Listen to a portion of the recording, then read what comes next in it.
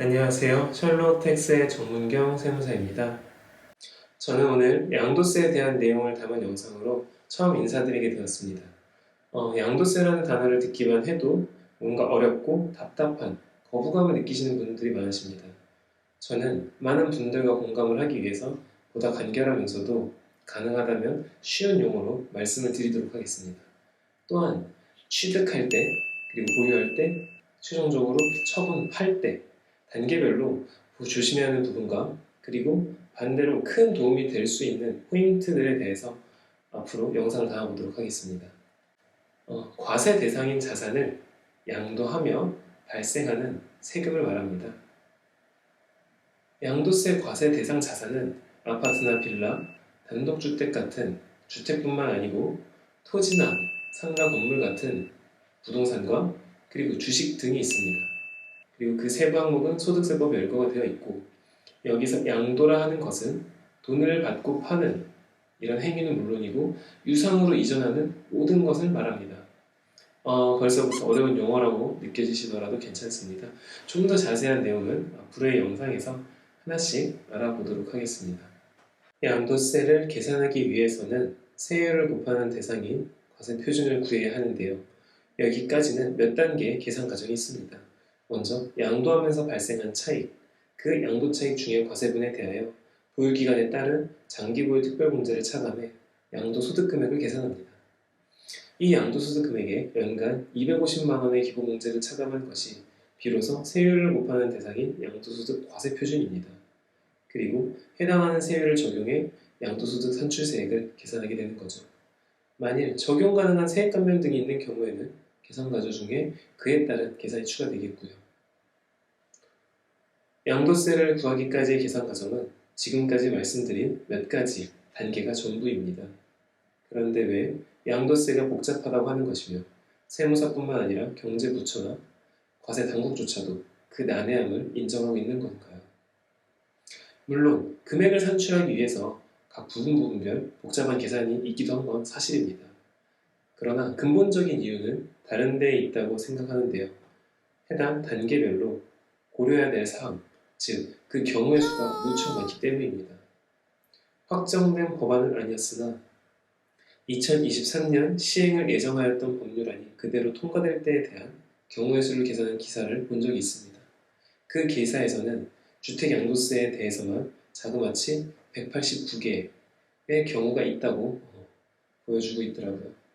숫자가 모든 것을 얘기하는 것은 아니지만 현재 주택 양도세에 대한 상황을 보여주는 것이라 생각했습니다.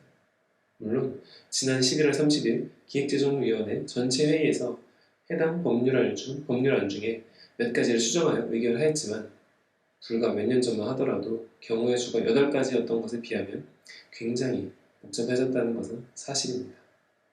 제가 세무사로서 고객분들을 만나면서 느낀 점 중에 하나는 세법에 대해 상식을 가지고 접근하려는 납세자분들이 많다는 것입니다.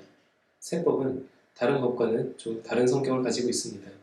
일관된 기준이라는 것은 많이 무시가 되고 정권마다의 정책 방향에 따라서 또 사회적 이슈에 따라 개정이 되곤 해왔습니다. 물론 이게 세법만의 기준이고 고유한 정체성이라면 그렇다고도 볼 수 있겠죠. 또 개정되는 법안들마다의 적용 시기가 법 시행일 이후 취득하는 분부터 시행일 현재 보유하고 있는 것에 대해 그리고 시행일 이후 양도하는 분부터 등등 적용 시점과 대상 이런 게 각기 다른 데다가 증여세, 상속세 등의 세법뿐만 아니고 연계된 다른 법률 간의 관계까지도 잘 살펴야 합니다. 따라서 보유하고 있는 현재 시점의 재산 상태가 유사한 분들일지라도 그 보유하셨던 내용과 연역은 다를 수 있으니 그에 맞게 여러 가지 부분을 복합적으로 고려하여 신고해야 합니다. 현재 가장 많은 의뢰를 받는 건은 양도하시고 나서 그 양도세 신고를 맡겨주시는 경우입니다. 양도 후에는 정해진 기한 내에 정확하게 법을 해석, 적용하여 금액을 계산하고 신고, 납부하여야 합니다. 당연한 이야기임에도 이렇게 말씀드리는 이유는 이미 신고까지 완료한 양도세 건들을 검토를 의뢰받아서 제가 체크를 하다 보면 생각보다 해당하는 법 규정을 적용하지 않았거나 잘못 적용하여 과오납하신 분들이 적지 않았습니다. 물론 그런 경우에는 정확한 사실관계를 확인하고 체크한 다음에 법에 근거한 경영청구 절차를 통해 세금을 환급받아들인 경우도 있습니다. 양도하기 전 고려하지 않으시면 내 재산이었는데도 양도 후에는 생각지 못한 이유로 생각지 못한 규모의 세금을 납부하시게 되는 경우가 있습니다. 잔금을 치르기 전이라거나 등기를 이전하기 전이라고 할지라도 현재 부동산 시장에서는 계약을 해지하는 것이 쉬운 상황은 아닙니다. 그러다 보니 큰 해결 방안이 없어 안타까운 마음이 드는 경우가 참 많았습니다. 이러한 사항은 비단 주택 양도세뿐만이 아니고 상가 건물, 토지, 주식 등의 양도세 전반에서 다양한 이유로 발생하는 사항입니다. 그렇기 때문에 양도하시기 전에는 검토를 받으시는 것이 필수적인 절차가 되어야 한다고 말씀드리고 싶습니다. 양도할 때뿐만이 아닌 가장 좋은 방법은 취득할 때부터 선택 가능한 방안들을 계획적으로 검토하시고 고려하시는 것입니다. 그렇게 사고, 파실 때 사전 검토를 통해 위험은 덜고 법에서 인정하는 특례들은 더하시길 바라겠습니다.